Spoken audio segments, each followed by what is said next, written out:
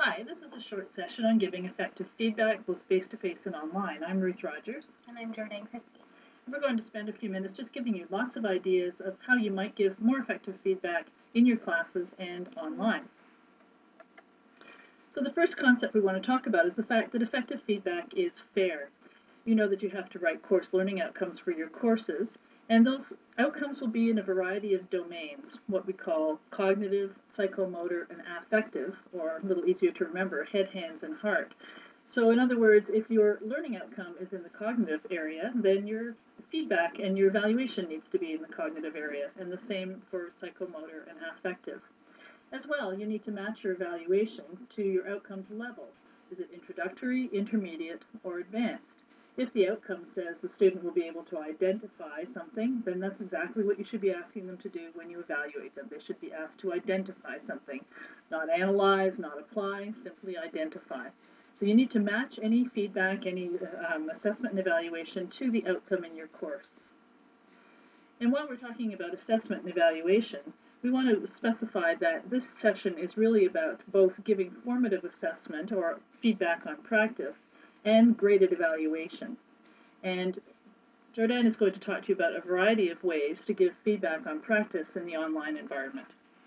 So one way that you can provide some formative feedback is just using the WebCT assessment tool. And within WebCT, there's a self-test option. So what this allows you to do is you can create multiple choice, true, false, matching type questions and include feedback. So students can take these, they can answer the questions, and then they can get feedback as they go. It doesn't go against their mark, it doesn't create any column in your gradebook, but it's just sort of a self-test for students. So they can go through, answer the questions, and they can get some feedback to see, whether they got the question right or wrong. And you can choose a number of attempts. You can give them multiple attempts, and they can go through and try it multiple times if you choose as well. Another tool that we have that is available to help create some more formative activities is StudyMate. And what it allows you to do is you can create a number of self-test activities. For example, there's pick a letter, so it's kind of like a hangman. They can get a term, and then they have to try to guess what the definition might be. If they get stuck, they can ask for a hint. They can also show the answer if they get stuck as well. So there's also things like matching. So again, you can have a term or definition. They have to try and match the answer. And there's also things like crosswords. So there's a number of different little activities you can create using StudyMate, which, same idea, you can put them throughout your course and give students an opportunity to try things out and test their knowledge. Another tool that's available is called Hot Potatoes. It's a free tool that you can download, and again, it just has different types of self-test activities you can create. So for example, they have fill-in-the-blank type questions, so you can have drop-downs where they have to kind of complete the sentence. They can check their answers as they go.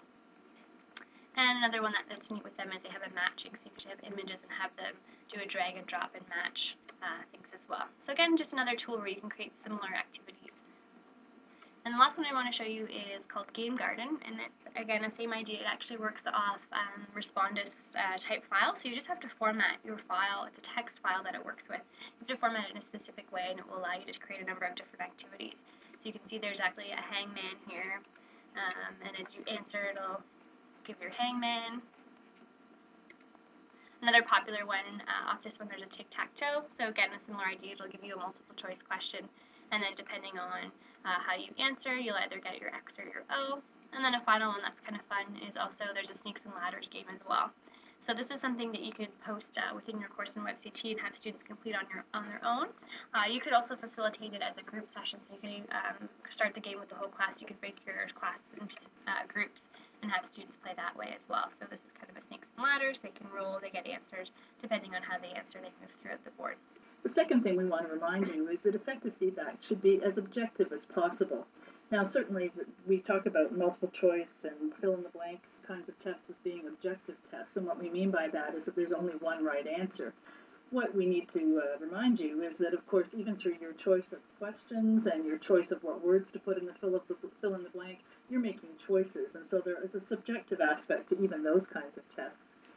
And when you're doing assignments or things that are marked by you, that we call that subjective, but what you're really doing is applying your experience and your judgment and your expertise to the grading. So it's not subjective in the sense that, oh, you just either like it or you don't. It is against a set of criteria. The key thing with this so-called subjective marking is to let the students know what those criteria will be, and as specifically as possible. So we really recommend the use of rubrics. They specify the marking criteria and describe what each of those criteria would look like at various grade points.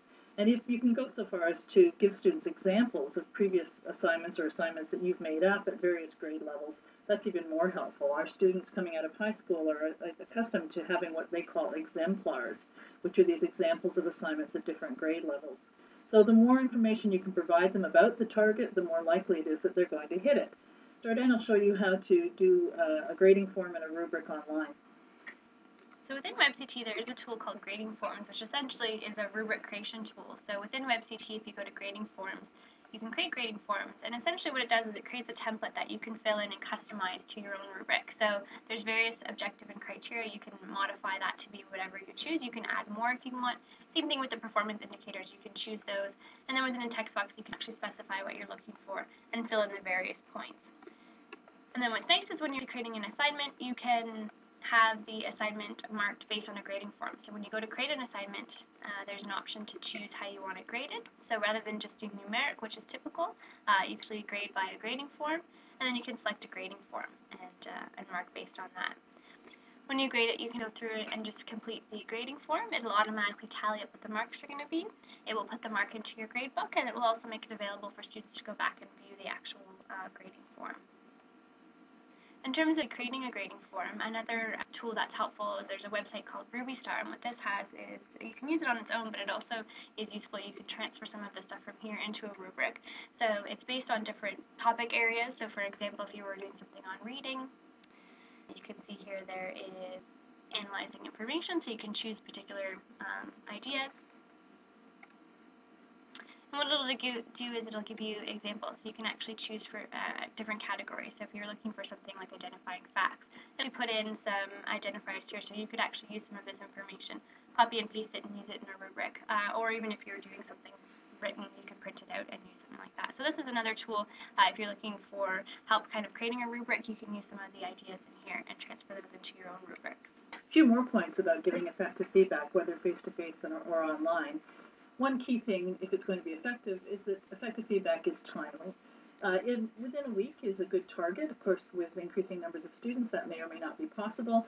But when you're creating a course, try and have a reasonable number of assignments, both for the student's sake and for yours. If you have too many assignments coming in that are small things, but you still have to mark them all, it delays the feedback to the students. Consider making some of those things in-class marked or peer marked or self-marked to give formative feedback to the student, but not necessarily grades. And keep your graded assignments to a reasonable number and a reasonable size that you can grade and get back to the students, perhaps within a week if possible. When you're giving feedback, make sure it's balanced. Point out the student's strengths as well as noting their weaknesses, and try and provide specific suggestions for improvement. However, it's important to realize that the student needs to make the corrections. Beginning teachers often spend an awful lot of time correcting students' work, and that's really not been found to help the student to learn the lesson too much. Point out where there's a problem, point out what the problem is, and suggest how they might fix it. But don't edit it for them. That'll reduce your marking time and actually be more effective for the students.